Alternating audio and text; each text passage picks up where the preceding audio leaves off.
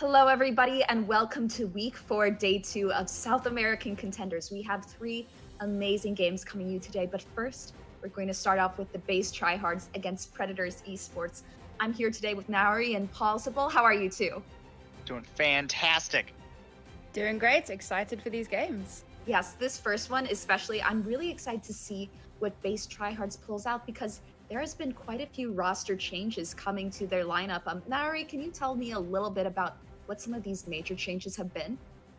Right, so just a short recap of what happened last week was that Klaus has moved on to Boston Uprising, which we knew. They brought back Dudu, who had gone into retirement. He's been back in play. Then Alamong also got taken across to Boston Uprising.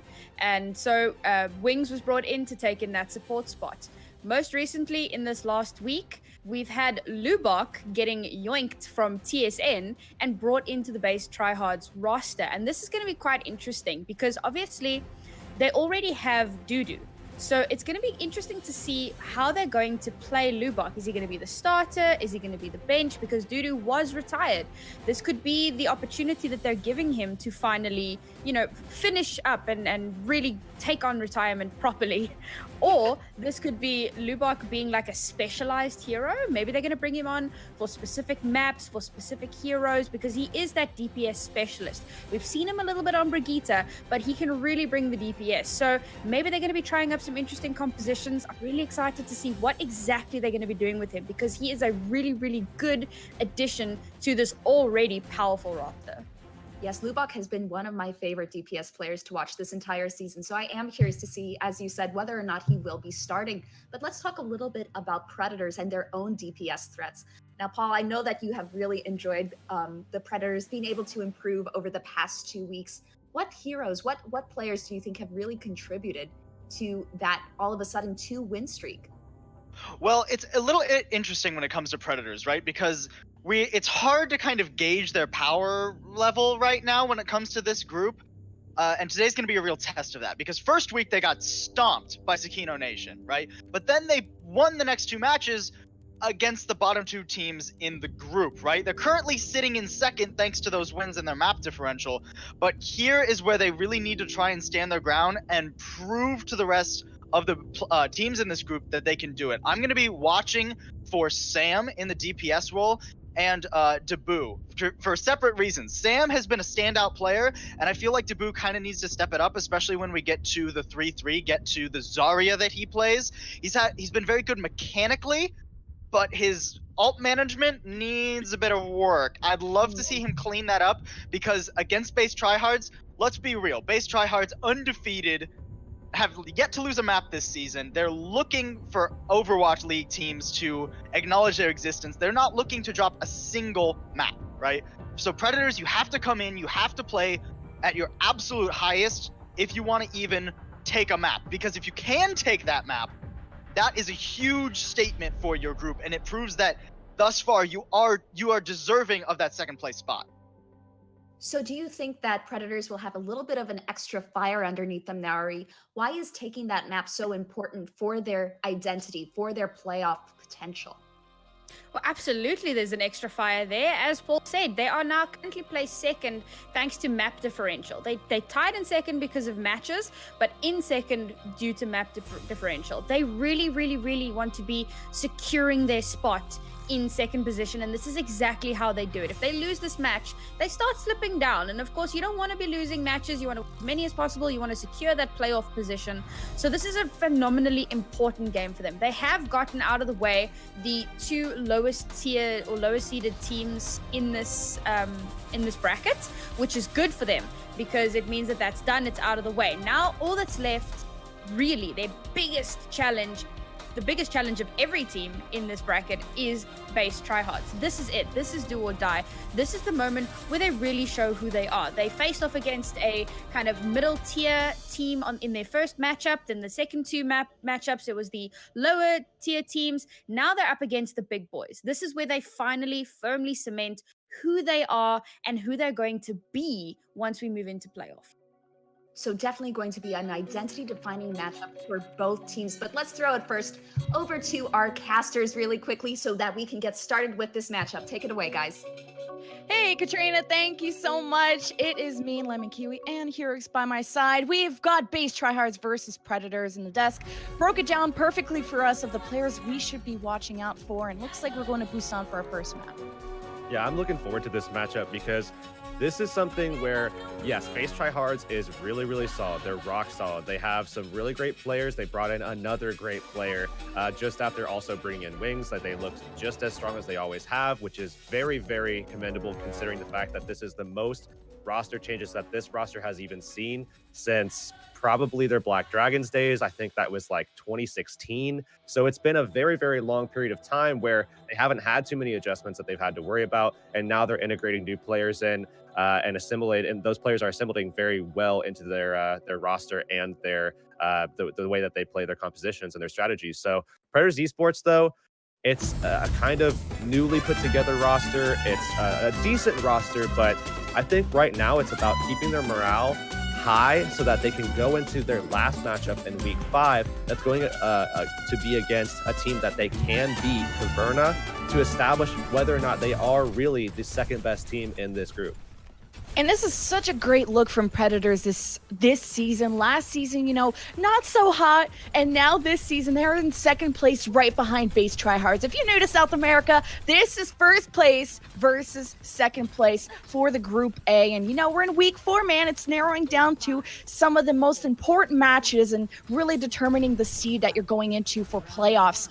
The gates will open up. Predators Esports hovering over the Dive Goats, while base Tryhards are going with the Zen Goats with the Reinhardt.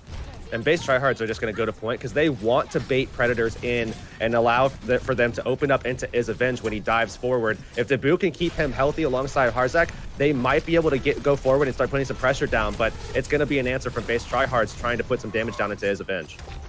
And base Tryhards holding that high ground, and they're very comfortable. They have that shield perfectly fine, and it's going to regenerate. They step onto the point. Predators now looking for that opportunity to dive in, and losing Harzek's mech. That's going to make Avenge even more vulnerable during these dives, especially against a Brigida from either side. So Predators will lose his first engagement, and base Tryhards extend their lead.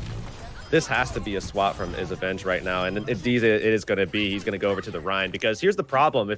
If you give up that ground to base Tryhards, they're in a position where they can just bait you in, and they can just play the game of just countering. All they have to do is react, and if you're allowing a team that is just that good, as base Tryhards is, to just simply react to your decision-making, they can start making decisions that just completely just nullify everything you do. Graviton from Liko, but it's countered from the Transcendence. Just kidding. Honorado blows away the other team. Huge self-destruct. Base Tryhards looking great still. Yeah, they're just going to exploit those decisions that just maybe there's some I guess lethargic kind of play happening here. Isavenge now onto the Reinhardt. He's going to go forward. He's trying to create some space for his team, but Predators, they're just falling behind. They can't get through this choke, but here it is, the grab coming down from Debu. Great grab, and it was Calero with the Transcendence trying to counter this one, and only losing Neil, but that's your main shield, and you can see base Tryhards under a lot of pressure. They now retreat towards the point, having to use the barrier from Wings to keep them up during this engagement, so maybe Neil can come back on time, but the Predators' kill feed is accumulating more and more. They got their ultimates ready, and they will flip the point in their favor. A decent position to be in if you're Predators. Now it's just do that same thing that you just had happen to you from base Tryhards. Start getting aggressive, start going forward, put the pressure on, force base Tryhards to have to get aggressive and go through that choke at you, through you, so that you can start building up some more ult charge for Debu once again. You can get that grav down and maybe, just maybe, start battling your way back into this one. And Harzek just scouting up this high ground, but mainly it's the battle of two Reinhardts. Both have their shatters available, but Debu's also getting closer and closer to his Graviton. Shatters did go through for Neil, found some success. This is the opportunity for base Tryhards now to turn this around, and Neil is popping off. This is the kind of veteran you need on your team. This is why base Tryhards, one of the most feared teams in South America, it's the tank play. And not only that, but you can see the fear that they instill in their enemies. Ooh, that's not the grab that they were looking for from Debu, and they're just going to drop down the self-destruct right on top of it, slow their push down, and find a kill. Oh, it's 90% plus. Is anyone from Predators there to touch? Speedy guy getting there on time, but everybody is all pretty much dead. You got a leftover Graviton from Liko, cleanup going in, and as expected, base Tryhards will take this first point of Busan. You can see the confidence that they have in themselves too, though, and that's interesting considering the fact that they have two, fairly fresh players into this roster right now. And again, I want to bring up the fact that they have assimilated so well and integrated themselves into this system, this base Tryhard system that's been, very, very stable as a roster and as a system, and they've just come in and done well with it. But the confidence that I was talking about, they instill fear into their enemies every single time they come in for a fight. Predators Esports didn't even lose the fight before they were forced completely off of the point. Base Tryhards took that as an opportunity to not only just gain ground, but also start getting ever closer to the victory. Predators Esports was put in a very, very difficult decision of trying to run straight into the point. Unreal got taken down right there at the end too. So now going into this next one, it's going to be Zen versus Zen. And it's going to be a battle between Avenge and Neil. Who can stay alive in these opening fights? Exactly. You have to protect your Reinhardt in these Zen goats. We saw if Neil is the only one to drop, that's just base Tryhards crumbling under that pressure. And already a first pick for base Tryhards. And Neil is so aggressive and has not let go of that hammer. And Predators already have to retreat. And the point will unlock shortly. So Predators could get that one player back and still engage and not lose too much time. Yeah, that's a slight error, having your Zen be out in the open like that and then taken down. Once you lose your Zenyatta, you will lose that race between the Reinhardts. Now they're just holding ground aggressively once again. Liko with a massive amount of energy. Oh, Neil gets caught! Oh no, Neil is down, and now this will be the time for engagement for Predators, and you can see base Tryhards giving up that space. They don't have any shield to protect from the damage coming in. You do not want to feed ultimate in this case. Predators, they step onto the point. Are Predators going to allow this to go through? They just give up the point, and they're trying to contest it. Probably a Lucio on there or something. Meanwhile, maybe Neil is back in time for the fight, and you can see they're ready to engage. They start with Colero's Transcendence, and Predators have not even flipped it yet. They continue to hold here. Base Tryhards looking to not only control this point, but control the fight along with it. And it's, once again, base Tryhards coming up and Predators crumbling. Lemon, not only did they manage to hold on to this, but they also allowed Liko to get very high on his charge, despite that fight being poorly structured for base and still battling back. It's that composure that we like to see from this team, holding out and not letting anything slip through their hands. Yeah, it's so smart to disengage and keep your Zarya alive. Yeah, give up percentage points, but that energy can be difficult to accumulate, and it's the most amount of damage your team can put out. Shatter was ready for Neil, and I don't believe it found a whole lot of Neil, just barely evading that pin. And base Tryhards, they need to keep Neil sustained. This is the first time I've seen him use his shield. This guy has been so aggressive. This team is on the same page, and Predators cannot find an opening. The opening has to come here from Raul being able to take away and nullify that grab that's going to come down from Liko into this corner of the wall here. Or they're actually going to be forced back a little bit. But Predators Esports have a great combo to work off of. Divu and Harzak can come together and get a massive, massive team kill if they position themselves properly. You can see Honorado's also looking to possibly eat that, and no, it did not get eaten. It's base Tryhard stuck into it, self-destruct into the back, and it's perfect. 2K for Predators. Now just have to focus on taking out the rest of the tanks from base Tryhards. Neil holding on to the Shatter. There's still 4 up from base Tryhards. Do they decide to invest ultimates to keep this in their favor? You don't need to stall this out. You're at 99%. Predators, they will clean this up and flip it just in time at 99%. They've got both support ults now. That's huge. Unreal went down in that fight, but somehow Raul was enough to help sustain them without forcing out the Transcendence too. So really, really good stuff from Predators Esports here, putting themselves in a position where they can win out this next fight. And if they do that, if they can throw base Tryhards off, pull out the grab, pull out the self-destruct in this next fight, they might have a shot of battling back in. You can see they're going backwards, trying to bait them into this Shatter, but Neil knows that he has it. He's going to be playing more with his shield up, trying to coordinate this stun. You can see the distance getting closer, waiting for the Briggs to open up this Shatter.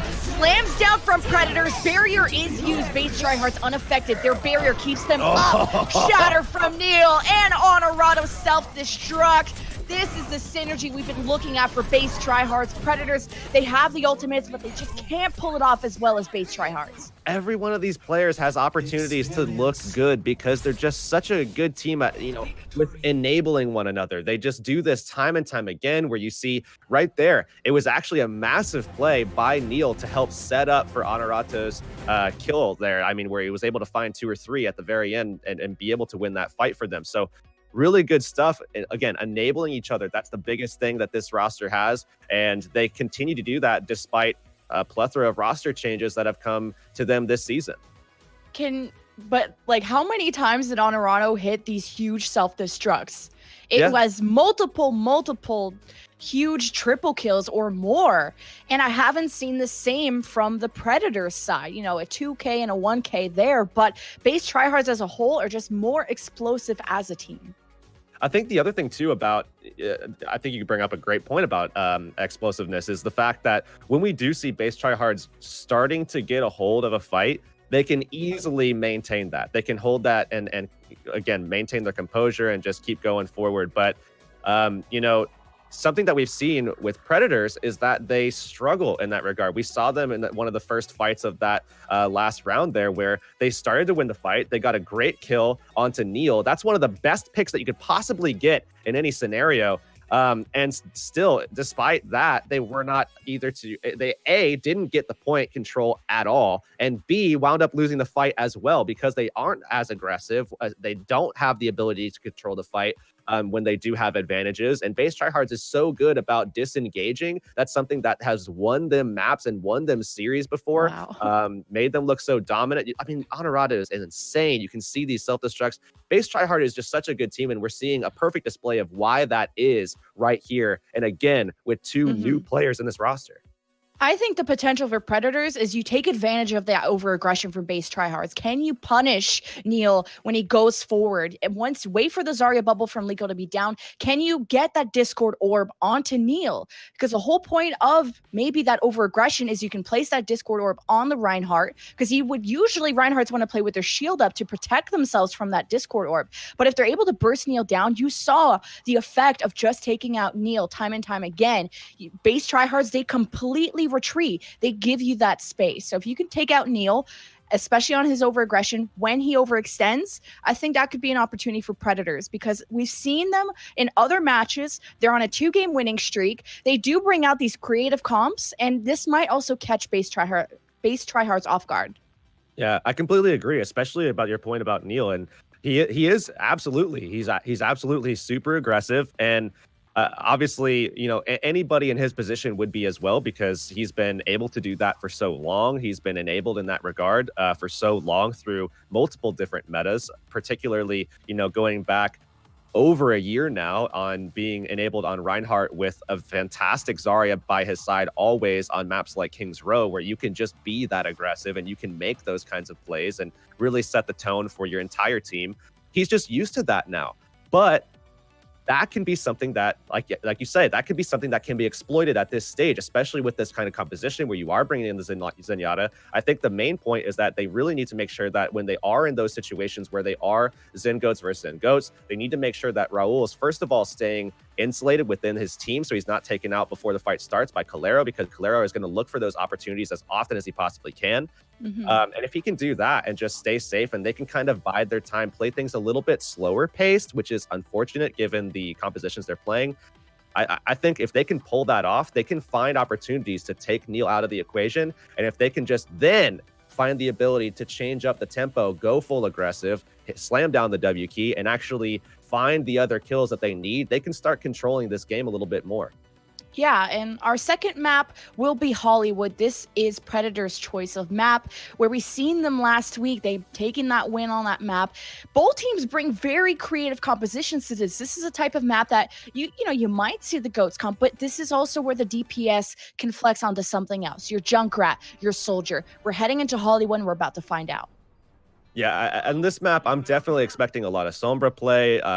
It seems already that we could have the possibility of some hack fists. I'm certainly expecting probably, at least in the second phase of the map, some form of Widow play. Both of these teams have some fantastic Widow play that they can pull out. I mean, Lubach does have that up his sleeve. That's what's interesting about this base Tryhards pickup of Lubach, is that before you had Dudu and Liko is kind of like your ace. He's going to be able to play virtually every hero on the board, and he's going to play it very well. I mean, think about what he's played in the past, where Dudu is going to be that hit scan role primarily.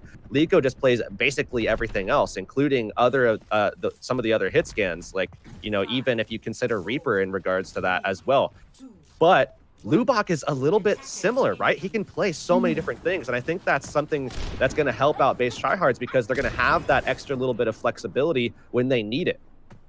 Speaking of flexibility, we have, well, there was an initial scout from Avenge there on the Sombra, but Debut from the Widow to now the McCree. So Predators have run this Protect the McCree comp, and this is the danger of Predators bring. They bring all these different heroes. Liko already taking shots from Debut, and great accuracy so far. Base Tryhards, the Sombra Doom, the hack and fist, I guess that you called it, but it will be Predators on their attack, and they've already spotted out some members towards the left, and they haven't found the opportunity to engage yet. Well, they're definitely slowing the pace down, that's for sure, but you're not going to really get much done when Neil is just okay in this situation with having that kind of pace. So at this stage, you need to be a little bit more aggressive, and then hit that S key, then put on the brakes, and then force base Tryhards in if you can. That's a big pick right there onto Liko. Now's your moment. Wow, and to not be able to translocate out like that, and you can see Predators focusing on this high ground. Lubach, though, has been keeping his eye on it and now can actually dive towards the supports. Meanwhile, Predators have lost Debut. The supports are low. Harzik is out of mech. This is a lost fight, and do you really want to mess with Lubach on this Doomfist, man? He's making work in that backline. Oh, that's why they pick him up right there. Anybody wondering why Lubach and why not X? I mean, that's why right there. Liko can perform on this Sombra. He can start building this EMP as Lubach is just controlling the match for him. Not only has he taken Sam out twice, but he's also taken down his sort of counter and Debut on the McCree. They just can't find a way to deal with Lubach flanking around right now. They almost need a Reinhardt. It's taking them so much time. Oh, the sleep! Oh, unlucky. They can maybe burst him down, but he has the Primal, so he should be safe. Gets taken down dangerously low, and somehow there's a Primal from Neil in the backline, taking out Sam and Debut. So Predators, although they had the ultimates, they've already lost the fight so early. Yeah, this has to be a disengage here for base Tryhards. They need to wait out for Neil to come back in. He doesn't have Primal Rage, so he's going to have to... He's got about 2 jumps to get back, and that's going to just take some time. Predators Esports can take advantage of that by getting set up before Neil can get in position, and he'll do it maybe without that last jump unless Predators Esports take some time here. And this Deadeye, well, it'd be better on the high ground, but already a self-destruct, and you got an EMP. Base Tryhards were ready for this attack. And getting Sam, this has been multiple times. Sam has gotten picked off first, and well, that time due to an EMP, he couldn't do anything about that. But they'll have to be careful of having Sam survive longer in these fights. They absolutely need Sam in these situations as well, because he has to be one of the 2 answers to Lubach, to Neil, to Liko. Anybody that dives in, he has to be one of the options for them to set up Debut. I mean, the shield bash is the way to go so that they can follow it up with a flashbang and kill anybody who jumps in, but they've been struggling because Sam has been struggling to just stay alive. Last minute on the board for Predators. This is their last chance. We got a Meteor Strike from Lubach. He's just waiting for the backline of Predators to be exposed, but somehow he gets taken out from Debut. So now the high ground is going to be taken from Debut, and he's really setting up this Deadeye. Base Tryhards, they disengage towards the top of the house, and you've got a Deadeye on the field. Doesn't catch anyone, but the self-destruct will dislodge the defense. Predators, 30 seconds remain, and they need to get this point here, or they might get full hold and go down 2-0 in the series.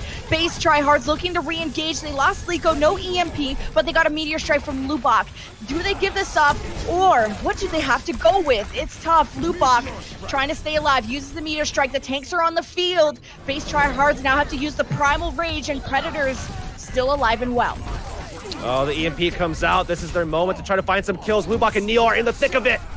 Oh, Lubach gets extra sound bear to keep him alive, and look at this fight turning around for base Tryhards. Their patience is paying off. Predators, 86%, and it's in overtime. There are no more second chances against base Tryhards. They just full held them on Hollywood. Last chance of Predators throwing in some last-minute ultimates. They even had a leftover sound barrier, so that is a feels bad, man. But the full hold is there. We'll see what Predators can do on their defense. It's that composure again. Base Tryhards were looking down and out. They lost Lubak there as well. And somehow Liko built up that EMP just in the nick of time, and they came back. I mean, that's the kind of thing you look for out of a team like this. Lubak coming back in from getting that mega as where he was forced to ult just to get out of the fight, got the mega health pack, got healed back up. Neil came back in, and just with those two alone, they were able to create enough space for everybody else on the team to have some breathing room to start finding finding some low health targets and then going for some kills. And then again, Predators Esports just crumbling at that stage. That EMP is just so strong in those situations where they need to fight on the point, and everybody is just caught in that. Base Tryhards now, all they have to do is capture that first point. Not even really that. 86.5% will get the job done, and they're going to do it possibly here with the Sombra Genji. And I really like this because, you know, they could spend their time just building ult. They could go aggressively here and win it in the first fight. It's an option for them if they're able to execute a really solid dive. But if it's not successful, they can bide their time. They can utilize this composition again later to jump in, have the EMP, have the Nanoblade come out as well. It's going to be pretty much just a matter of time before Base Tryhards can take it with this comp if they want to stick with it. And on the side of Predators, their defense, the Orisa Soldier Junkrat, this is a composition we've seen them run before, especially on Hollywood. But do they have really the finisher ultimates in comparison to Base Tryhards, who have that EMP blade? It's going to be all up to what ultimates can Predators survive the wave of ultimates that Base Tryhards are going to bring. And mainly Base Tryhards running that dive. Are they going to focus on the high ground, or do they just want to dive into the backline of Predators? But they'll have to be careful. Going against a Junkrat, you could get trapped, and this can cause you to get bursted down, just like that. Like actually just reading Rainbow on that one there, Lemon. But nonetheless, they're still going to go ahead and start trying to generate some of these ultimates. Things become slightly problematic when you worry about Debut and Sam's ultimates. I mean, if the Riptide comes out, that can certainly shut things down. If Debut pulls out the visor at the same time that Liko tries to blade, that could be an issue where you're then forced to either go for the one shot or you're forced to deflect and lose a lot of important time on your blade. But nonetheless, they're going to continue trying to build and trying to shut down Debut as often as they possibly can. That was a wave hello dive, but Base Tryhards pulling us off. They got a free tick from just ignoring this anti-dive comp from Predators, or the counter dive, and just standing on top of the point, accumulating that percentage time. Avenge drops, but he doesn't get healing, he doesn't get backup, and now you got the blade from Liko. Goes towards the back and he gets trapped. Does he survive long enough? Predators have to engage here, only a few more percentage, and that is it. Base Tryhards put Predators to sleep. They go up 2-0 in the series. Again, domination and dominance being started here. I mean, Base Tryhards is just such a good team, and this is such a good composition to play on Hollywood first. We see this quite often, especially here in South America, where teams like to play that EMP Nanoblade setup because, again, once you get all three of those online, if you have good positioning, if you have a good setup, a solid EMP to start, and then good timing on the Nanoblade, it's easy to just follow up off of one another, and it's almost a guaranteed first point unlock. Well, the results of this are not unexpected. Base Tryhards undefeated. This is a one-sided series, but we're going to send you to the other side of the desk. Broadcast.gg, Katrina, Naori, and Paul, take it away for the halftime desk. Thank you so much, Lemon and Hurix. That was quite an impressive run at Hollywood for Base Tryhards, but let's take it a little bit back and talk about Predator's attack on Hollywood. What happened there? What made this not necessarily go well? There's so many little things to impact from that attack, or lack thereof. Well, it's one of these things where you have to, when it comes to anything, you look at it and go, okay, is Predators playing not so great, or is Base Tryhards just that good? And in this case, it's sort of a bit of column A, bit of column B situation, right?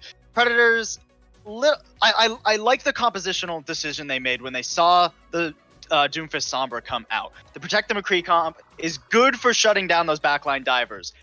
In theory, right? The problem is that the coordination and the targeting just didn't seem to line up properly, and Lubak was an absolute beast on that Doomfist. Lubak was outplaying Debo so many times. He would get in, he'd get a pick on Sam and still manage to get out, and by the time that's happened, Tabo hasn't even realized that he's been in the back line. You know, the attack, as Paul says, good compositional choice. But something we brought up during the match was there seems to be an issue with target prioritization. It's not that Predator's target prioritization is necessarily bad. It's just that Based is better.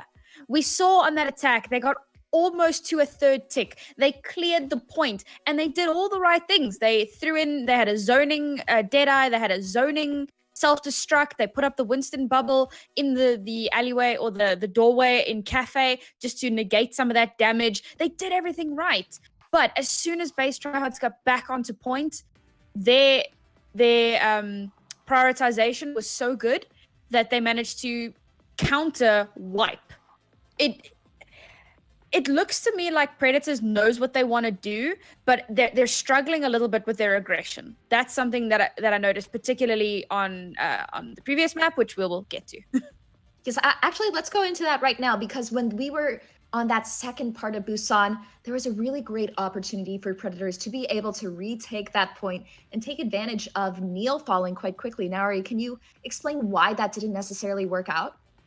Right. So I just want to first allude to the first map on Busan, where they rolled out, they took down Neil, and they immediately managed to take point. They took advantage of that, and it was huge. Then we got onto second point Busan. They took down Neil, they moved in, but they were like really uncertain. They were moving, and Base did really well. They did the quickest soft reset I think I've ever seen. Neil goes down, they do a soft reset, Neil comes back, and they get back onto point before Predators is even able to cap the point. That is exceptionally well played. And again, it just comes down to Predators not being aggressive enough. You need to realize what Based is doing. They're putting every single one of their resources into Neil, keeping him alive, keeping him up, making sure that he can do what he needs to do to create space for the rest of his team. Once Neil goes down, they hard reset. Why? Because he's the linchpin. The moment Neil went down, that is exactly when they should have been really aggressive, steamrolled through, got a few more picks, and instead they just kind of danced on the point and hoped for the best. That's not what you need to be doing. Yeah, and that's not sorry. the only kind of shot calling mistake that we've seen from Predators, right? Even on first point, when they were in downtown, when they took it, and then Base Tryhards were coming back, there was some sort of miscommunication. Sam and Raul were up on the high ground. Meanwhile, the rest of the team has retreated to point, and Sam and Raul just get rolled over by a nice speed boost and some nice targeting from Base. And it happens again when they go to Sanctuary, right? The re-engage comes in when everybody's there from Base Tryhards. Isavenge goes off to the side. Well, what does that mean? That means the rest of his team, who's not behind him, is free real estate, free shatter for Neil. Gets that beautiful shatter down. The ults come out from Base Tryhards. Neil works up to another shatter through the Graviton. And then all of a sudden, what can you do against 7 ults in a team fight, right? No, it's absolutely nasty going up against that, but I'd like to talk a little bit about the great amount of coordination coming in from Base Tryhards, who have had so many different roster changes. Lubak is one of the players that we've been trying to watch. Paul, how would you describe how has he been fitting in with his new team? Seamlessly. You can see why they picked this guy up, right? One of the best DPS in the region, and he flexes it constantly. Doesn't matter if he's on the Brig or the Doomfist or even the Sombra that we saw on their Hollywood attack, right? He is always exactly where he needs to be, making the right calls, using his abilities at the right times. We saw that on downtown, right? Getting that nice bash onto the Reinhardt to enable Honorado's triple kill.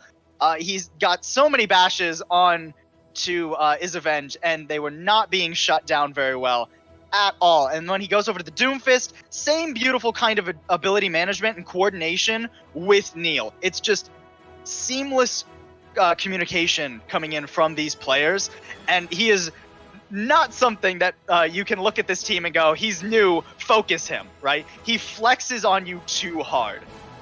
And I mean, that comes back to what we were talking about last week when Klaus initially got picked up, or week before, and Dudu came in. And we mentioned a few times, like, Based isn't looking as strong as they were. And again, Dudu is a phenomenal DPS player, but it felt like he'd maybe been gone for too long, or, there are so many other factors, and we know that he wanted to be retired. Now they've brought in Lubok, and Lubok is just shining. He's doing exactly what he needs to do. His positioning is good. His movements on Doomfist. We've seen a lot of Doomfists in this region with really clunky movement, but Lubok knows what he's doing. He dives in, he dives out, he gets in and out of danger. Unless you catch him out of position on that rare occasion, he's going to cause havoc in the backline, which is exactly what he's meant to be doing. And again, the communication and the coordination between him and Neil to get those bash shatters or the bash self-destruct with Honorado, it's those minor plays, and the fact that he's fit in so well with his team just overly emphasizes what a phenomenal player he is. And Nari, do you think that Lubok, having actually played against Predators during week 1 when he was still a member of TSN, does that have any advantage going in for base Tryhards, who, let's be real, don't need any more advantage than they already do, being so talented? Yeah, right? So, I mean, he may have a little bit of insight, played these guys before, but I don't think that it makes that much difference. Yeah, he can say, all right, we need to watch out for Isavenge because he might go on a flank and catch us out of position or whatever. But at the end of the day, base Tryhards being as coordinated as they are, they're going to see it happen. They're going to know. They're going to call it out. And, I mean, the minute you make a mistake against this team, they are going to punish you for it. So, yeah, potentially there might be a little bit of information that could have helped them out along the way. But more than anything, it's just this team's pure, raw mechanical skill added to the fact that they integrate with each other so well. So a bit of a mistake on the side of base Tryhards was caught on their Hollywood attack due to the bunker composition that Predators was running. Paul, can you tell me a little bit about what that bunker comp is and why it worked out for that first attack? So it works out on the first attack because of a very nice, a very well placed Junkrat trap on the shield for the Orisa barrier, right? Because Sam, he knew, okay, when Neil dives in, he's going to want to toggle on this edge here because he's going to want to get that cleave damage, get a bunch of ult charge, work up to that, then dive back onto point, right? But he places the Junkrat trap exceedingly well. Neil gets locked up just behind the shield, right? So no way you can save him, gets deleted, and from there it's just cleanup, right? Doesn't quite work the second time because he puts it back in the exact same spot, and Neil goes, okay, well, not gonna do that one again, right? Dives off to the side, and it ends up being that base Tryhards go, okay, well, they can sit in the cafe, but guess what? We're on the objective. You have to come to us. And they go one by one, and one by one they fell. It's one of the issues we see a lot of times from teams when they're not so confident on that bunker composition is they'll struggle on when to and when to not contest the point. And it's often just that millisecond of staying too long or not long enough that can really punish a composition like that. You also need to remember they were running that Sombra. So Honorado tries to get back onto, sorry, not Honorado, Diva from Predators tries to get back onto point because that's the most important part. Yes, thank you, Harzak. That's the most important part of this composition because you've got everybody bunkered up on the high ground. Diva's job with her boost is to contest point, to be the most mobile player in the composition so that she can contest points and get back to her team as necessary. But unfortunately, got completely caught out by the Sombra, got demech'd, and at that point, it was like the information wasn't communicated fast enough. They were still holding up on that high ground, and by the time they realized that, oh no, we've got a demech, we need to touch point, it was too late, and we had the Dragon Blade, and then it was all over. Yeah, and that's just another one of those beautiful compositional decisions from base Tryhards, right? They scouted out, they go, oh, they want to play the bunker. They didn't even have to scout it, actually, now that I remember. They just knew that they were going to play the bunker comp. They come out with the Sombra and the Genji, say, all right, this is our win condition. We just need to take first. We'll do an EMP Nano Blade. Didn't need the Nano, didn't need the EMP, right? Just because of a beautiful hack from Lubok, because he works so well with this roster. Base Tryhards are just seemingly insurmountable. And right now, we will be able to see if Predators will be able to take that map, maybe get that first map win against base Tryhards. But first, let's take a quick break.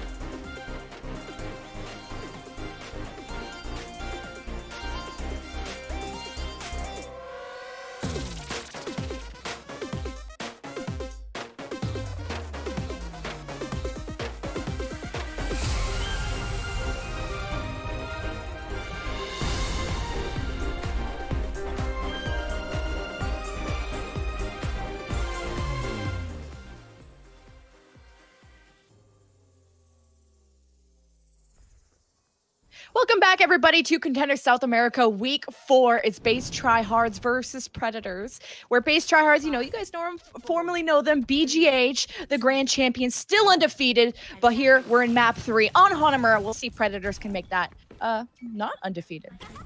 Well, Predators starting off with a Genji Tracer dive, running Raul actually on the Moira. So looking to kind of take things a little bit aggressively once they can get into position, but it's all about getting into position. And the hard thing here is that they have to worry about Liko and Lubak and their backline constantly causing pressure. Raul and Unreal have to make sure that they're slippery now.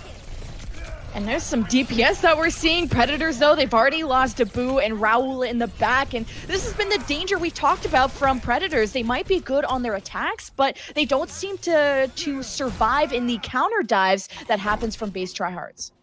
Yeah, as I said, I mean, it really just comes down to trying to buy time to get everybody into position. Sam has to get into the back line, and they have to allow for Dabu to start setting up for his dash as well, or else they're just giving away all of that time to Base Tryhards. Lubak getting into the back line and Liko doing the same, and they're going to cause that pressure. Dabu falling once again at the start. That's unlucky, and that's hard to play a Genji into a Sombra Doomfist. You're either getting hacked or you're getting punched into a wall, and there's a lot of dangers that Dabu has to deal with, hence why it's taking him so long to build up that blade. There's not a lot of targets he feels safe going after. Yeah, and in this situation too, like, next patch, this might be okay because you can actually deflect a punch from the Doomfist. This patch that they're on 1.29 does not have that change, so Dabu is going to be taking every punch right to the face. Oh, bye, Lubak. Oh, and right off the map as well. Okay, it's thanks to Boops, or the Boop from Unreal, so that did have something there. Sam, to stick that wall, it actually does find Calero, so Predators have a chance to get into here. EMP drop from Liko, but Sam has been cleaning up. Once Predators step onto the point, they're having a hard time letting go, but it's the tanks from Base Tryhards that are starting to flip this around. You have Neil with the Primal that's even tossing up the other team. So Base Tryhards, they make the comeback. Yeah, they're going to push them out once again, holding on to this. Sam trying to keep the fight alive, at least for now. And Wings, wow! Wings coming through. And remember, this is their Lucio player. Their player that just tries to go ahead and take out, just basically be main support. But he's playing the Zenyatta right now, and to a profound effect as well. Well, Predators might be happy with this. They got the EMP out of the way. They got support ultimates out of the way. They have no Transcendence to worry about, so Dabu can go really ham with this blade. We'll have to see what kind of position he gets into, what kind of space Avenge can make for him, but he's already low into the back. Lubak realizing that ultimate's on the line. That is his primary focus of fire. And Lubak coming out of this fight, just getting back over to his team. Predators Esports down Avenge right now, but they're starting to get these ultimates up, right? They have the blade coming out soon here, and they don't have to worry about the EMP from Liko, and maybe we'll see if they just kind of stall out a little bit. They're not aggressive and going for it quickly, but with the 60-second timer being announced there, I can't imagine that they're going to want to wait too much longer, and Liko, I don't think will have his EMP when this blade comes through with from Dabu. Well, Dabu probably needs a bear to keep him up. They're only starting to engage towards the left side. He's still holding onto the blade. Who does he go after? Lubak is getting really low, and look, Dabu is so low HP, and Predators didn't even use any support ultimates. Dabu got no healing throughout that whole engagement. This is how Base Tryhards are constantly keeping the supports of Predators busy, down to the last 30 seconds now. Oh, his Avenge trying to stay alive in the back line. He's going to be taken down, and just so important this time right now, but nonetheless, Predators look like they're taking control. His Avenge gave up his life so that they could hold on to that one, but they're going to keep the momentum on this one as well. Honoratsu, for some reason, trying to sustain there, gave enough time. They're going to fight back into this one. Base Tryhards on the point once again. Wow, Predators, they're almost getting here, and now you got the blade from Dabu going towards the back. Calero, oh my god, with the 1v1, are you serious? That was amazing. Predators, they have one last chance in overtime. Can they even get point A? This is a big deja vu of Hollywood. Base Tryhards, no matter what, they'll have one person left, and they somehow flip the fight in their favor. Base Tryhards are gods. And now, I'm curious, is this the strongest we've seen Base Tryhards all season? We've seen really good instances of Base Tryhards just being dominant, right? We've seen that. We've seen it the entire time that we've been broadcasting them, last season, this season, even, looking through historical data and VODs, they've always been strong. They've always been good. But there's been a couple of moments where times have been, things have been a little bit closer. I think base Tryhards is looking better now than they have all season. Lubak is amazing on this Doomfist. We've seen some ups and downs with Liko on the Sombra, but that should get better in time because typically it was Dudu taking up that role. So I think in time, this is going to look like a destructive and dominant team, even more so than they already were. And I mean, there again, I've said this word probably about 5 times already in this broadcast, but the composure that they have and their ability to battle back lost fights is absolutely unmatched, especially in this region. And Predators, they ran a Moira last map, and you could tell that was just not the healing that they needed. It wasn't something that could follow up with the dives. It's Moira, you want to run that on to the point where Predators, most of their fights took place at the main choke point, and maybe you needed an Ana in this case that could actually sleep or anti-Lubak on that Doomfist. So also the choice of... Blade, yikes. Nanoblade, yeah, that would be great because Dabu desperately needed that help. So Zen goes out the doors for Predators on the defense, and base Tryhards only have the Sombra from Colero, and this is when this team is confident. They have Colero on the Sombra instead of Liko. So this was just only to scout. He's back on the Zenyatta now. Yeah, absolutely. They're just trying to make sure that they have a good comp going into this fight. They don't want to waste any time, so having the Sombra come out, now he can come back over and get Wings to come back and speed boost him through. They're going to go aggressive here, though. It is Avenged. Oh, caught out for a second, but not everybody yet in position. Wings lost out. Yeah, that was a great stun from Lubak to get Avenged desperately low there. And base Tryhards have at least gone through the main choke towards the right up to the high ground, taking as less poke damage as possible. As Predators, they realize where this push is coming from, what angle they're coming in. So they're going to want to stop where they're dropping down on and play towards the point. And that was one of the very, very few moments where we see a disconnect happening. Base Tryhards lost Wings because he wasn't confident, or as confident as the rest of his team in terms of making it over to this position. So now they've got to try to get him into that. So they're in a position where they have to be aggressive here. They have to force out, and they will find Sam. Oh, the tanks from base Tryhards get really low. You can see how they're very hesitant on how they want to engage here. They do not want to lose Neil. They have to use a Transcendence now. Colero, this is an engagement. Predators are cornered, and they get caught in the middle, or Dabu uses a Graviton. Oh. Neil tries to counter shatter, and it's great. They actually booped off both tanks. Harzek is able to boost back, but he is out of mech. Base Tryhards only need to get 85%, and they will remain undefeated, and they will take the series, securing themselves still in first place of Group A. Predators, it's not over yet. They have somebody trapped in the upperwards corner, and Sam not getting as lucky there. Base Tryhards starting to accumulate that percentage time. Predators are coming back with some desperate picks of the Hammond and the Tracer. Is it enough to turn this fight around against Base Tryhards?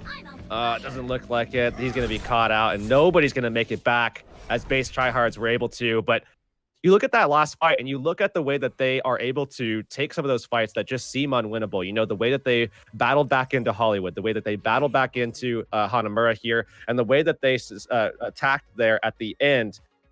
It's almost as if you're watching like this beautifully choreographed dance, right? I mean, the way that they're able to take some of these fights, especially in that last one, it was beautiful to watch. You know, the way that they just shoved out the two main tanks. We saw, as you said, the Diva came back into the fight just to get actually charged from behind by Neil. I mean, it was beautifully done. It was almost as if everything was just scripted out. And that's the way base Tryhards can play, because not only are they proficient mechanically, but they're so cohesive. They know how to react to every single different thing that comes their way.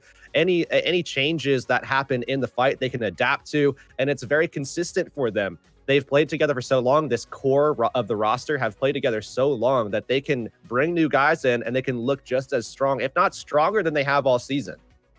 And this undefeated route is nothing shy of what we've seen last season of base Tryhard. I think it was LFO last season that took the only map loss against base Tryhards, or at least Brazil Gaming House at the time. And this is most of the roster that went to World Cup. And they've been together for so long, as you've said. And especially when you're in a GOATS meta, that synergy as a team needs to be perfect. And Predators, they're in second place. So although the scoreline in the series has looked one-sided, Predators could still have a chance to be one of the better teams. Maybe not better than base Tryhards, but they have been tremendous improvements since their last season. And now they're in second place, and I think they still deserve it. And I think something that might be happening with Predators here, and I agree that they're a fantastic team, and certainly in Group A, they are a standout roster, and their position shows that. But I like this play right here, actually, too, at the very end, where Neil's just bashing everybody around. But even still... Oh, no, this 1v1. Oh, I don't want to see it again. It hurts. Every highlight here is just nuts, and I've definitely I want to buy time a little bit before we get to the choreographed dance that I was talking about, which was it did happen towards the end of the last map, but it was so essentially. It was so much. Here it is, right here. We can see that they get choreographed. This is unwinnable. Look at the way these two get knocked off. Harsik just met by Neil. Neil knew that was happening, and he just met him in the back. This is just so beautiful to watch. You can see the target prioritization that's coming through for base. The support is there. The damage is there, despite the fact that they're not playing, these heavy DPS. They're playing the 3-3. They're playing the goats with the Zen. They're able to get that target prioritization. And, even when they're down a member, it doesn't seem like they ever really have any speed bumps in their path. They don't ever really slouch at all once someone goes out. If their main target caller goes out, it seems as though the communication is amped up from everybody else around them. So as we go forward, though, we'll have Dorado as the final map. This is something that is, I think, going to still pose a little bit of a threat here to Predators Esports, who, in my opinion, are quite a bit in their own heads. I feel like they've kind of psyched themselves out mentally. They're making decisions that they wouldn't normally make. You see that in the last map on Anamura, on their attack, especially where they are bringing out the Moira GT dive. That's something that occasionally you will see in this particular region. It's not unheard of. Certainly, these two casters have opinions about the Moira being involved in that composition, but it is what it is. I think that's just the case of them, once again, just kind of psyching themselves out mentally, being in their own heads, playing cautiously, trying to exploit mistakes that happen from base Tryhards, which aren't going to happen all too often. And when they do, that's going to be small windows to exploit. And it's just not quite there. You have to really, I think, take up the tempo and try to catch base Tryhards off guard. It's going to be tough, but I think that's the best bet. I just think Predators play a little safe, right? I feel like they're always waiting for BTH to dive them first. And this causes them to lose the fight. And they're very careful with their ultimate usage. You saw time and time again, Dabu having Blade, waiting 2 or 3 fights until he had the opportunity to use it. Then he had no healing, no nano to go with it. So Predators, it's been 2 consecutive maps now that they haven't even gotten the point. On Hybrid on Hollywood, and the same thing on the previous map we just saw. Dorado now, you just have to push the cart. So hopefully they can get some progress and a way better attack than the last 2 maps that we saw. But being down 3-0, you've lost the series, so I want to see where their head is at. Are they able to still push themselves to the limit, try and get this map win? Because map differential is still very important for your seeding in the playoffs. Dabu right now, he's going to be on the Widow. He's looking for a shot here. We'll find Neil initially. So they do know that they're up on top of red here. Well, dive starting off from Predators. They saw this coming, and man, I'm excited to see Sam on this Pharah. He was so good last season on this Pharah, and he's got Dabu as the Widowmaker, also another standout sniper for the team. Trying something way different. But base Tryhards, the only hit scan here that could contest this fair realistically is Colero, and you can see he's already hitting those shots. Liko is going to be more wanting to focus with Lubak on getting these tanks down from Predators. And look at the angles that these two are taking, the Pharah and the Widow. You want to see them taking similar angles so that they can put pressure onto the back line. Neil gets taken down, though, by Dabu. That's great shots, and that's a huge opening. No shields for the defensive base Tryhards. Predators, they're keeping this car moving. They keep their body stacked, and look, base Tryhards are just missing in action. They do not want to take a fight without Neil. Yeah, definitely expect them to take it once he gets there, and there goes Neil. So in following that will be base Tryhards coming back in. That's one way to counter a Widow, just have more health than she could snipe, and that's also, he was able to get back much faster. He knew that they wanted to contest point A one last time. Dabu, having sights, doesn't need to use it until the next fight. Sam gets hacked and almost survives. Predators have to be careful. They've lost this engagement, and now they actually have to make it through the choke point, which is difficult. Have to get back into position, and again, these angles, Dabu and Sam have to take very similar ones, or else Colero is going to have free reign to start putting pressure onto Sam and create an opening for Honorato to go ahead and finish up the kill. especially if Raul is not in position rather at that time. Dabu has infosight, knows where these tanks are hanging out, knows where the supports are. Could want to call out also Liko, who's 1 HP. He's going to be getting close to that EMP. Predators have pushed base tryhards towards the back. Barrage, unfortunately, not able to survive, stuck in the middle of that self-destruct. But Raul gets that resurrect, brings Sam back into the fight. Mines are dropped from Neil onto the cart. Predators have to get rid of that. Lubak drops with the meter strike and finds Harzek. He gets dangerously low. Predators are still in this fight, but they've lost too many members and will have to reset. Yeah, now they don't have the power of their ultimates as well. They have the sound barrier to engage with, but if they do engage with the beat here, especially with this protect the McCree type strategy, which is a decent comp, it's just time-wise, they're hurt right now. But again, engaging with the beat means answered by the EMP. So timing is everything on this next engage. If you go aggressive with the beat, you will be met by the EMP into the backline. Oh, EMP dropped and he wants to finish off the Zenyatta, but Dabu knows he has to protect those supports from base tryhards. And starting to get a few picks here, and Predators deciding to use the barrier. This is their time to engage. They know they got the tank slow, almost finishing off Liko, but his teammate bumped Liko out of his shots. Predators, 1 minute left. They got the kills they need to get to point A, but base tryhards, you never know, man. Sometimes they can contest forever. Lubak waiting for the moment to go back, and they might have just given up point A here. Yeah, they have to at this stage. They're just losing bodies now, and base tryhards with, I think, one of their only mistakes of the set so far, Liko engaging with the EMP a little bit too early, coming around the corner where Predators was able to they were just able to LOS away from base tryhards and all of the pressure that was going to come their way. Now, though, we do have a game on our hands. They're not full held here. Dabu is on this McCree and definitely starting to pop off. He's certainly feeling heat, the heat kind of rising now. Lubak is going to answer that with a Widowmaker, and we'll have to see what this matchup creates here, because obviously Lubak is looking to try to shut down the McCree. And Lubak on that Widowmaker, he was such a good sniper next to Delavine last season, and Deadeye set up from the high ground, more of a zoning one. And base tryhards unharmed, and they give up that high ground position. The support's actually still hanging out. Base tryhards push Predators back. Mainly Liko and Dabu are out. Primal Rage has to be used from Avenge. Really want to dislodge base tryhards from this high ground defense, but it's not getting too much progress. On top of that, Predators, they're needing to get aggressive and they're needing to create space here, but it's so hard to do that with the Transcendence up. And of course, Lubak in the backline to worry about, but Dabu with a big kill onto Calero there to start it off. Wow, these Widowmakers are going at it, and it's going to really matter, these Widowmaker duels, because the other one will have so much free reign to just snipe out the tanks, snipe out the supports, and there won't be any danger after that. Predators looking down the barrel of point B and base tryhards. They lost Lubak, and they placed the Nano onto the Diva, Honorado, to try and survive this one, but Predators are still rolling these kills in.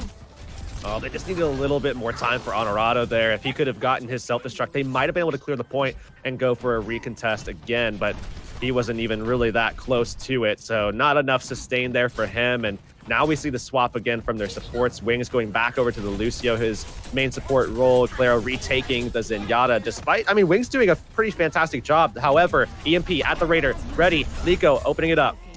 Oh, EMP is dropped, and Predators, they have to just retreat and get away with their lives, and Lubak is going in. The D-Mech is already onto Harzek, finished off after that. So EMP was successful for base tryhards. Predators, though, they have been having a much more successful attack already here at point C without too much trouble, to say the least. And Dabu going to be swapping. They're going to be going over to the dive goat style, bringing in basically just that Zen goats, but sort of different due to the fact that Avenge is going to be on the Winston. This is something that they did bring out on Busan on the first round of the first map, where it was met by base tryhards having that Reinhardt out. Now it's a mirror matchup as Liko has swapped over, and it's just the 3-3 with the Winston battling each other out. It's going to be a question of who's going to be aggressive and who's going to go for that more bait style, more counter aggression type style, where they wait for the dive to come in and then they just back up a little bit, try to answer it with a stun from either Lubak or Sam respectively from these two teams, and then start pushing forward with the damage of their Zenyatas and of their Zaryas as well. And that's basically where most of the pressure is going to come from, is those two roles. So we'll have to see who wants to go for that, because I think the counter side may have an advantage in this section of the map, especially if it's base tryhards doing that. And we are in a technical pause at the moment. Nobody's been disconnected, so there might be just some issues with hardware, but we'll get into the match shortly. Predators, if you're new to the stream, second place, base tryhards in first place, undefeated, even in maps. So Predators, they're already down 3-0. The series is lost, but they need to keep that map differential up, and they're really trying something new here on Route 60 or Dorado. That's the right map. And we are on point C, where Predators, they have 2 minutes and 10. They got a few ultimates on the board, and this is their fight to win. Yeah, I think at this stage, right, Lemon, I mean, they have the beat engage, they have self-destruct pretty much ready. I mean, both of these divas are going to want to try to get some value out of this. So far, what we've seen is Honorato consistently being the bigger the bigger impact in terms of getting those self-destructs off.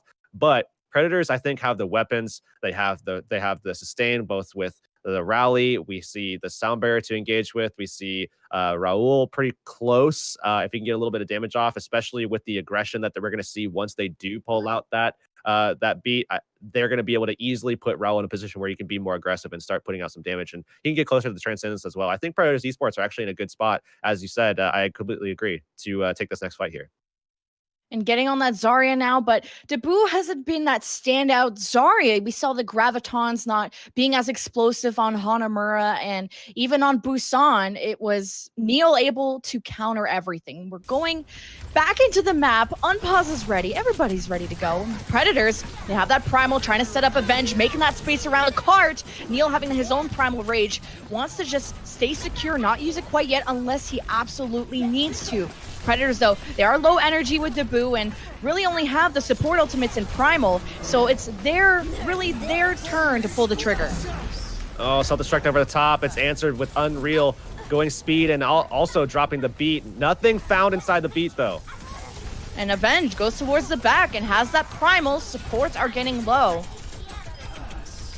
Oh, we see his Avenge right now hanging on. Primal Rage at the ready. He needs it to pull out if they want to sustain this fight, but base tryhards are sticking in. Dabu already has a Graviton from this fight, and are they going to use it? They just launched it now. Barrier countered with Wings, but Calero also uses Transcendence, so 1 Graviton for 2 support ultimates. Predators will take that. Still, though, massive amount of energy for Dabu as they're pulling out of this fight, and they will back out, but Dabu will be able to get some of that charge back. Liko, in the meantime, though, he's taking advantage of the fact that he's been able to get just so close to it. And with that 60-second timer, once again, that's going to be a damper here for Predators Esports, who utilize a lot of their resources and didn't get much value. They have them coming back up again here, though, Lemon, and they have to make sure that they're aggressive now before base tryhards have answers. Kind of interesting, base tryhards are holding this choke, and they might actually get punished for it. Liko launches the Graviton. Predators were ready, though, with their own Transcendence. They keep up for now, and now the rally is started from Sam. It's Predators' turn to engage. Base tryhards, they start to back off. They let off that space. They let off on that gas pedal. Predators, with that barrier, haven't actually have much momentum to go with. Base tryhards already lost Liko, and they lost Neil. Dabu is popping off with all this energy he accumulated, and with this fight, this could start to pin base tryhards in their base, and this is how Predators, this is their last chance to get the cart to C. Watch this, though. I think this could be a really deadly fight here. Predators Esports, they have to make sure that they get the Grav comboed with the self-destruct. If they don't find value there, base tryhards win this fight. Barrier drop from Wings, a shatter from Neil, self-destruct. Predators, they didn't get the explosive finish they wanted from that Graviton and all those ultimates. It's an overtime too. You cannot step off of this cart. Base tryhards have created this perfect defense around the cart. It makes it so hard for Predators to contest. And base tryhards somehow pull off a miracle and keep Predators from getting that cart to the end of Dorado. As predicted, Predators Esports, I mean, they needed to be able to find the kills there, but they got stunned off. Again, the pressure was on, and base tryhards had all of the answers at that stage. Wings, Calera, both with their ultimates at the ready, having the support to sustain through everything that was thrown at them. Harzek not able to find the kills with the self-destruct that he really, really needed. I mean, the positioning was on the cart. There was no need for it to be there. You have to send that thing in and actually throw it on top of the Grav as best you can so that Neil cannot protect everybody. They only found one pick with the self-destruct, and that was simply not enough. Base Tryhards took advantage of that and were able to sustain and find their kills and go aggressive once they threw out the sound barrier as well as the Transcendence as well. So as I mentioned before, if Predators weren't able to find the value with that combo, Base was going to win that one, and that's exactly what they did. I think we're seeing a much closer match, at least tank-wise, between these two teams when it comes to the Winstons. Predators had some issues controlling the high ground around B, but a lot of their attacks they've been winning besides sort of the start of the map. Once they got through A, it felt like point B was pretty easy, and point C took them some time. So this is at least a better look from Predators than we saw in the last two maps, where every attack was consistently not working out. Even when they had ultimates, even when they had Blade, that should be a fight win automatically for you. But Predators on this defense, they return with the Pharah and the Sombra from Sam. So bit of a switch up. Usually Sam is on the Pharah, and Base Tryhards staying safe with the Zenyatta Goats. Yeah, this is interesting that it is a slight swap, but Dabu is certainly proficient at the Pharah as well, so it's not too insane to see this. Nonetheless, the pressure is onto Base Tryhards trying to sustain through all of the onslaught coming through from Predators' DPS. It must be scary for Predators to try and dive this. They only have some poke damage. A Winston doesn't want to dive in there against a Brigitte. Base Tryhards are playing as this unit. So as soon as Predators comes in, they just get annihilated. Kind of like just what happened to Harzek. And getting Unreal down as well, that's going to put Dabu in a lot more trouble. Oh, Raul tried to get through, but he saw that charge coming and had to back off. So that's a massive stagger. Not having your Zen into this next fight, I don't think that they're going to have the damage to take down the raw power of this triple tank, triple support of Base Tryhards until he can make it back. And because they're running Predators are running a Winston, they're a lot more open to the Zenyatta and the damage from Calero. Speaking of which, Barrage drops, and it's not enough to cut down any members, but surviving with that little HP is huge. Base Tryhards, though, they still get the payload to A. Not enough presence from Predators on this point until Lico even cleans up the rest of the supports. Like killing to Sam as well, and Predators Esports forced off once more. Base Tryhards with so much at the ready here. Predators now taking the time to make swaps of their own, holding on to the EMP. Sam will have the ability to just go over the top with the EMP and probably catch almost everybody of Base Tryhards off guard, and they can utilize this EMP to get their ultimates back up and kind of equalize the economy a little bit. But if Sam can't get into position, if they can't find the kills, then they're going to really be hurting. And Base Tryhards, they don't even care about the high ground. They're just pushing this card. Self-destruct at the back from Harzek. Doesn't find anything either. Lico waiting for the Graviton, drops it. Gets a few from Predators, who have to use their Transcendence to keep topped up. Predators, though, they lost Unreal early. Avenge holds on to the Primal, but the shatter comes down from Neil at the perfect moment. Nothing can save them, not even this Primal from Avenge. Yeah, he's trying to just hang on, but the rest of his team is backed up now, and Base Tryhards, despite the fact that Sam did pull out the EMP, Predators wasn't able to get anything done with it, and they didn't have the Brig there anymore, so they didn't have the sustain, they didn't have the stun power. Base Tryhards just controlled the fight because they didn't have to worry about that EMP. Base Tryhards so close to point B, and Predators, they look like they were in a position to contest, but they just gave it up. That's the polar opposite of the Base Tryhard approach, isn't it? Right? And hard, the self-destruct now towards the back, and somehow the stun, or two people got cut out. Yeah, Neil is just diving right in to follow it up. Base Tryhard's just on the gas pedal right now. They might as well have just basically tied a concrete block to it because they are not letting up off of it at all. Lico so close to having a Graviton, and we'll have to see if they're able to find some kills in it this time. Lico dropped it. It did save them from the EMP, but they weren't able to get as lethal in it. Lico's Graviton, I think it just got eaten. Looks and like Dabu's holding on to his Graviton, and that's the winning condition right there. And great move from Harzek. Predators somehow staying alive, and this is the thing with Base Tryhards. They're like allergic to fighting without a main tank. As soon as Neil dies, Base Tryhards, they retreat, even though it's, a 6v5 is not the, most losable situation. And we'll see them back off. I mean, Neil is certainly someone that they definitely want to try to take down as often as possible, though, because of that factor, right? Because they know Base Tryhards doesn't want to fight without him. And I mean, for good reason, too, if you think about it as well. I mean, Neil, he's certainly the tip of the spear, the tip of the sword, right? Where he's going to be diving in. He's the person that they want to keep up so that they can take on Avenge when they get into these clashes. Without Neil, they have no hope, I think. Shatter versus Shatter, and it slams down with the stun. Base Tryhards are down.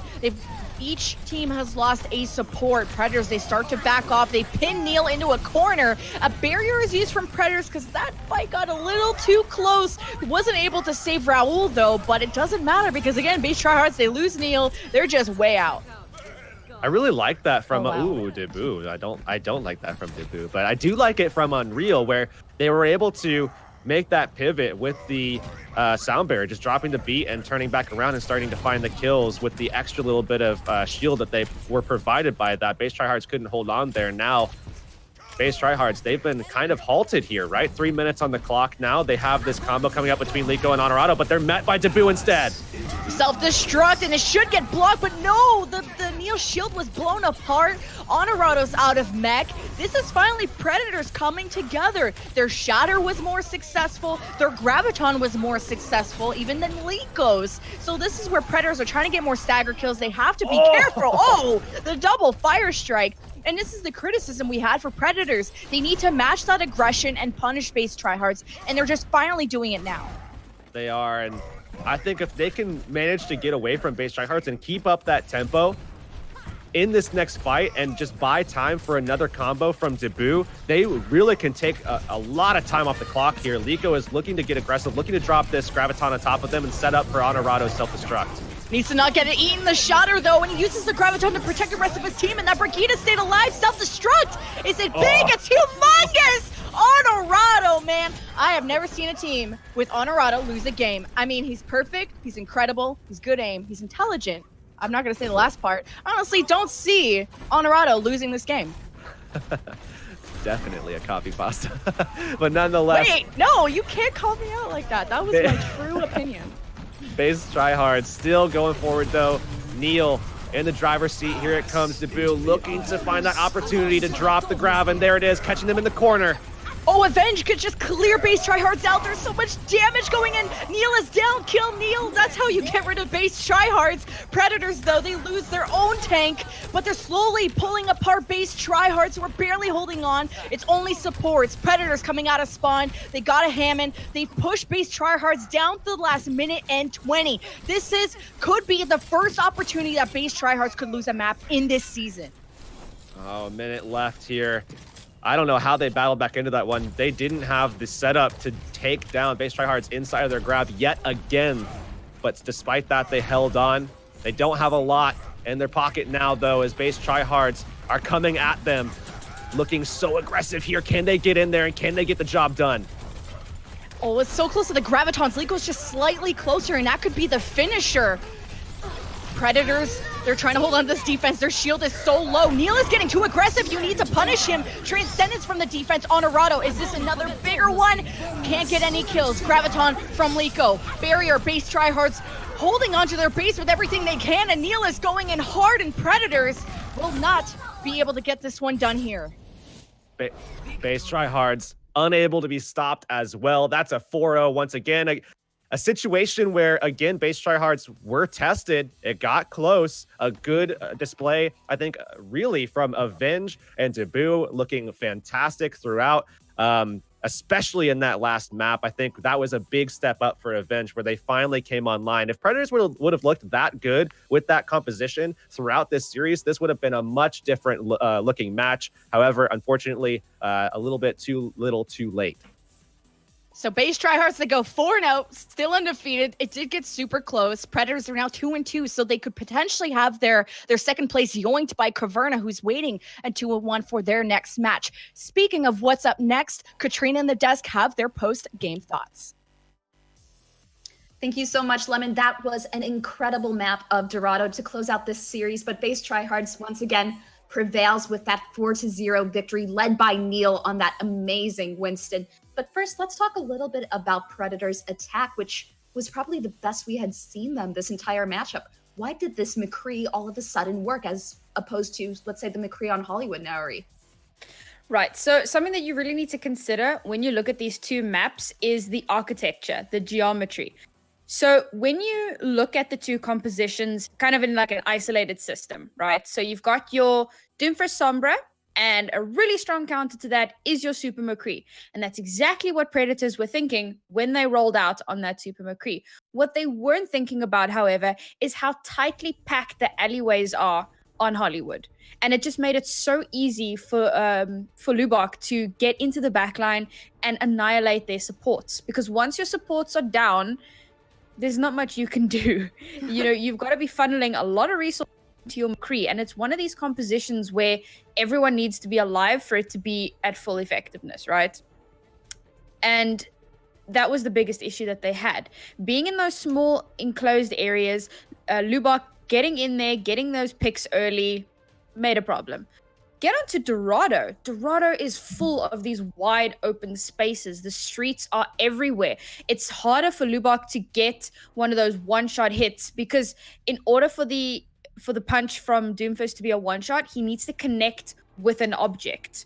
And if he doesn't connect with an object, it just does a whole lot of damage, right? And then you can protect. You can flashbang, you can bubble, you can protect the person that got hit. Right. So with all of that wide open space, it allows McCree to do so much more.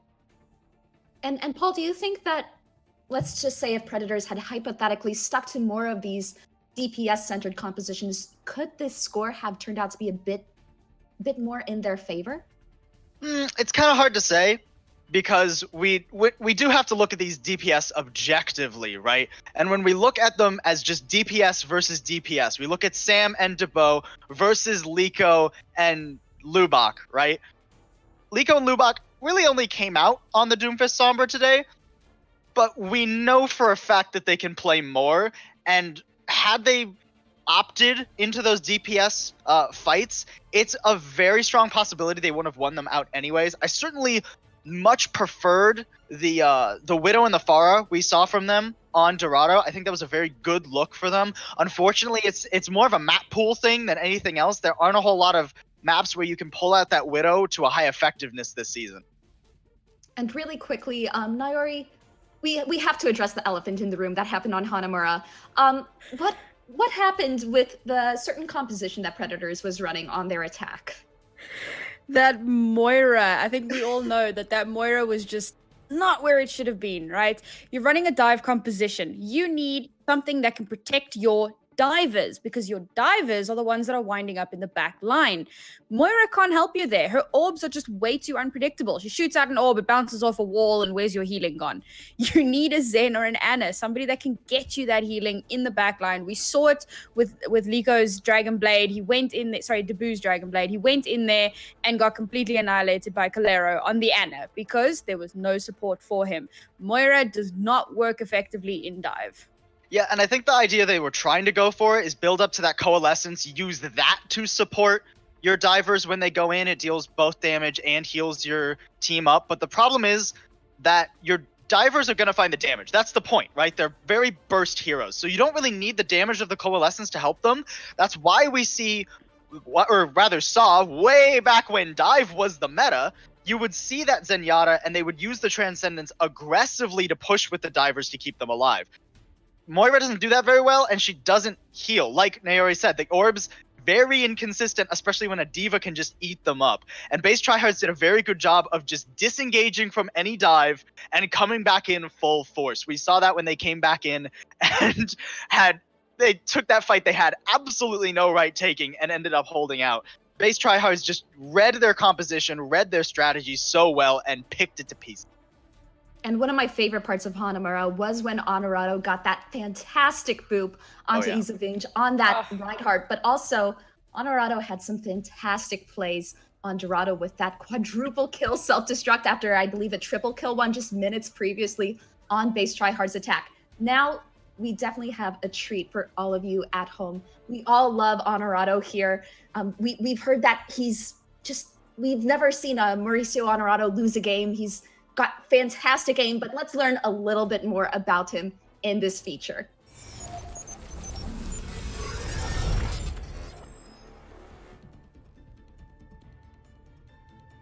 A Overwatch aumentou suas atividades recentemente, colocando toda a população em estado de alerta. Quem são os novos agentes encarregados da nossa proteção E quais perigos e desafios podem aparecer? Hoje, saberemos mais sobre um dos agentes dessa nova geração do Overwatch que veremos em ação na Overwatch Contenders.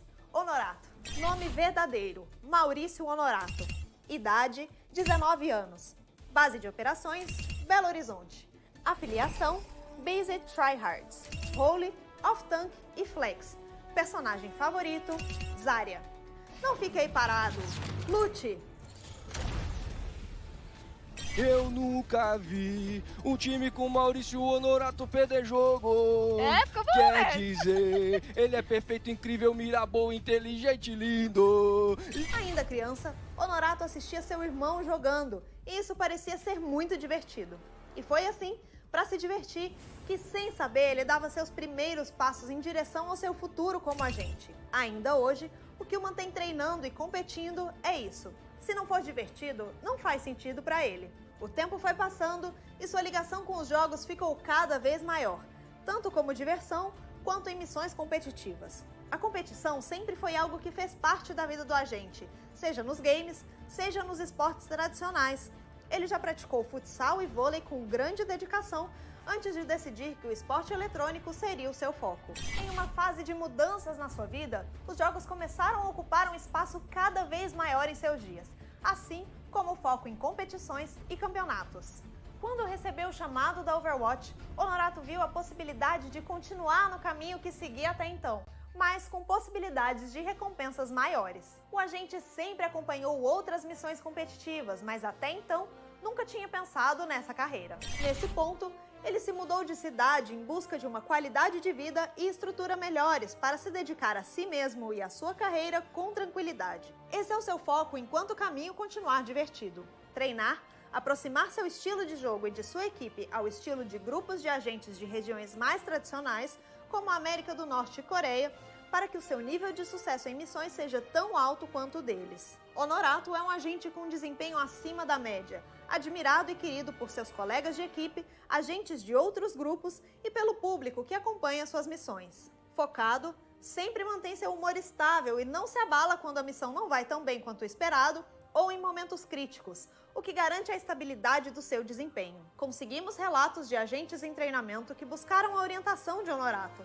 e ouvimos que ele passa seu conhecimento com atenção, confiança e eficiência. Como off-tank, nem sempre a importância das suas jogadas é notada imediatamente, mas temos registros de várias autodestruições feitas enquanto o agente joga de diva que garantiram vitórias. Seu desempenho também inspirou o primeiro grito da torcida na Overwatch Contenders, criado por seu ex-colega de equipe Dé e repetido em toda a missão pública do agente. Em 2018, Honorato foi um dos jogadores convocados para a seleção brasileira que representou o Brasil na Copa do Mundo de Overwatch. A seleção participou das qualificatórias de Los Angeles, jogando contra Canadá, Noruega, Estados Unidos, Áustria e Suíça.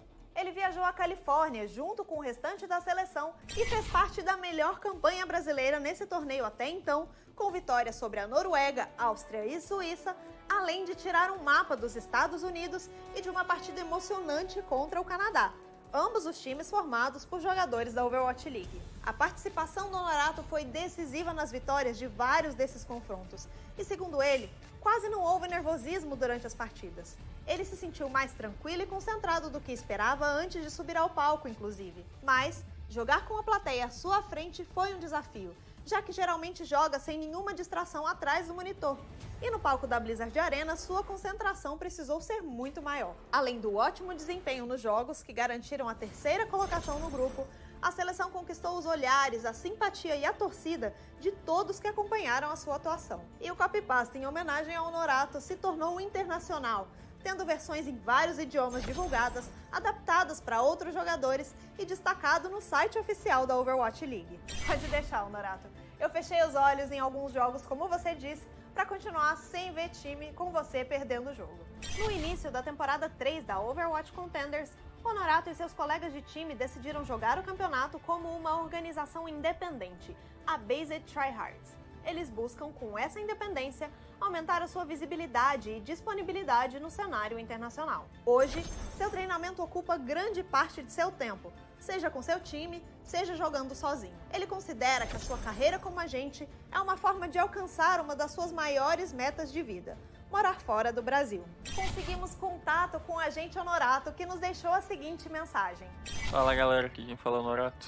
Eu sou off-tank da BGH, fui off-tank da Seleção Brasileira de Overwatch 2018. Só tô fazendo esse vídeo aqui para agradecer a todo mundo que sempre me apoiou, independente dos obstáculos. É isso aí, ganhando todo mundo e conto com a ajuda de vocês para ganhar a terceira temporada do Contenders.